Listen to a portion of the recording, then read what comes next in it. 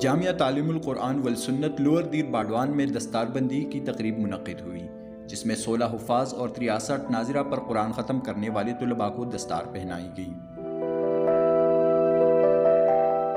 تقریب کے مہمان خصوصی سابق MNA مولانا ڈاکٹر عطاء الرحمان تھے، جبکہ جماعت اسلامی کے صوبائی نائب امیر Noor Ulhaq, principal GHS school Chakdara Tahir Khan اور ریٹائر پرنسپل مشتاق الرحمان نے بھی شرکت کی۔ اس موقع پر قرآن ختم کرنے والے طلباء میں شیلڈز بھی تقسیم کی گئی۔